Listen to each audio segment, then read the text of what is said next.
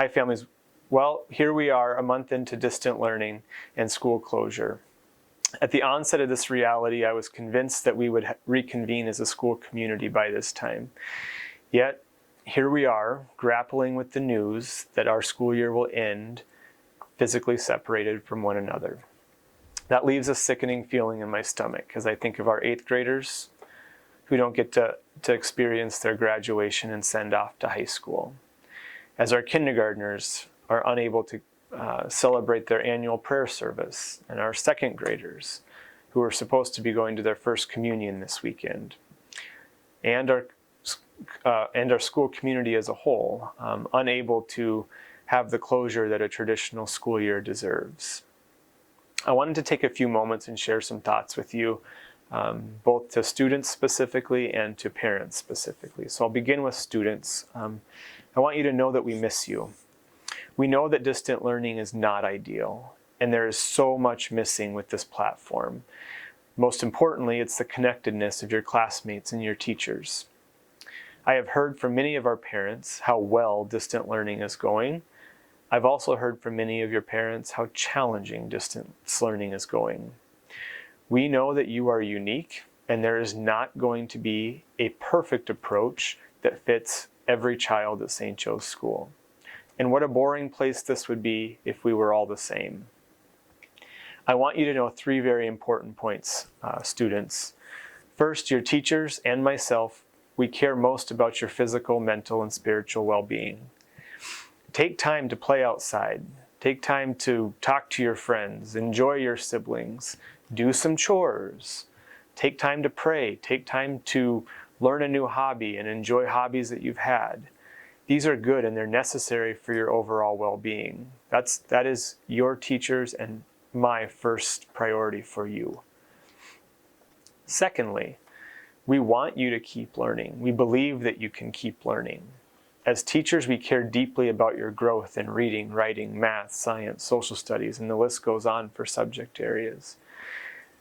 Please understand that your teachers want you to reach your potential. But that brings me to my 3rd point. You are unique. God made you that way, and that is a beautiful thing. Your uniqueness is not just in your appearance, in your dislikes and your likes. You learn differently from your classmates. Your family's availability is different, and so much more. The beautiful gift of uniqueness means that distant learning is not ideal. There will be some activities or assignments that present challenges to you for various reasons. We know that. It's important that communication with your teachers happens when this occurs. They want to hear from you and they want to help you in any way that they can. And to our parents, you guys rock. This pandemic has forced a great deal of accommodations and modifying of time and resources. I am witnessing a level of engagement from you that is not necessarily typical from schools right now. Your investment is appreciated and it is exceptional. It's important for you also to hear a few points that are integral as we approach the end of this school year. First, as I mentioned to your child, we know and appreciate your family's uniqueness. We know that some families are stretched beyond their limits with time, financial resources, technology, and patience, my family included, with the new roles and responsibilities that have been imposed on us due to this pandemic. Second, considering your family's uniqueness, know that our priority for learning comes second to the domestic church. Your home life and your relationship with God and your children and your spouse are absolutely first.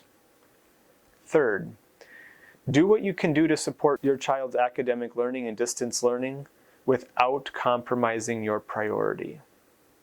And fourth, communication is key. If something is not working for your family, or if it is working for your family, your child's teacher wants to hear from you.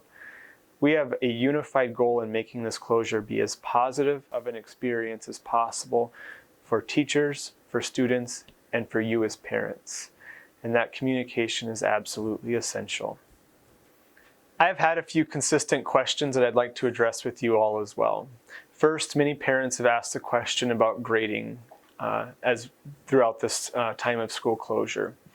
While we're still finalizing some details internally on this topic, I want you to know that what we are most concerned about is that your beautifully unique family was engaged to the extent that is possible for you in distant learning.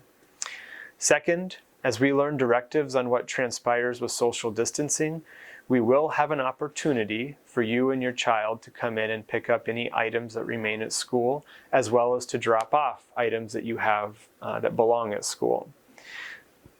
As an optimist, I hope that time of pickup and drop off can coincide with a family fun event. But the realist in me admits that it may be a staggered time for families to stop by and get into the classrooms and lockers. We will share with you as soon as we know what that looks like.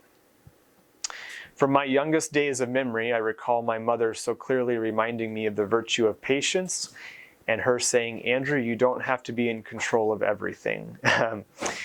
I've had to chuckle over the past month and a half because this pandemic has been a rude awakening in those teachable moments I had as a child.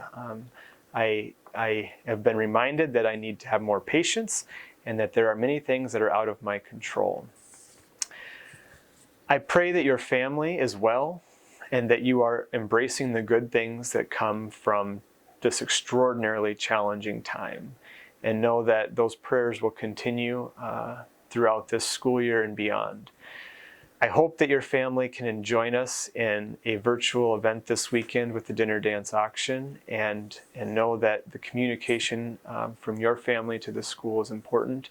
We value you, we trust you as parents, and we appreciate all that you're doing to support your child and us during this time. Thank you.